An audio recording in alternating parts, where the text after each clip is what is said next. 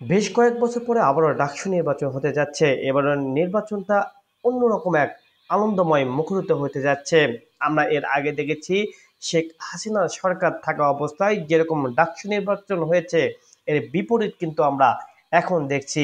এদিকে ছাত্রদল, শিবির, অন্যান্য যে দলগুলো রয়েছে সবাই কিন্তু স্বতঃস্ফূর্তভাবে কিন্তু বিভিন্ন সময় প্রচার প্রচারণা করছে। তবে প্রথম দিকে শিবিরের ব্যানারে কিন্তু বিকৃতি করার কিন্তু একটা আমরা ভিডিও দেখেছিলাম, অর্থাৎ ভিডিওতে দেখতে পেয়েছিলাম যে শিবিরের যে নেতাকর্মী ছিল তাদের চেহারা বিকৃতি করেছিল।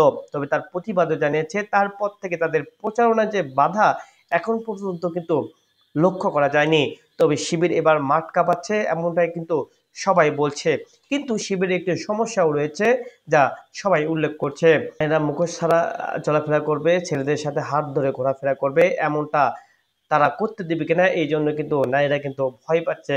তবে শিবির যেটা বলছে, তবে শিবির যদি নির্বাচিত হতে পারে তবে নামাজের স্থান অর্থাৎ সবকিছু দ্রব্যমূল্য সবকিছু নিয়ন্ত্রণে আসবে, অর্থাৎ ক্যাম্পাসগুলোতে খুব শান্তিপূর্ণ হবে এমনটাই প্রত্যাশা করছে এবার শিক্ষার্থীরা।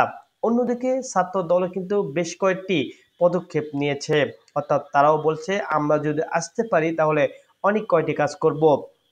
কি হতে যাচ্ছে আগামী ভিপি তার দেখার জন্য আমাদের আরো কিছুটা সময় অপেক্ষা করতে হবে।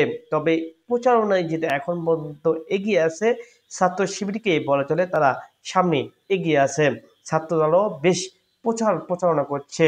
তবে পারবে কি ছাত্রদল এবার শিবিরকে হারিয়ে ছাত্রদল ভিপি হতে?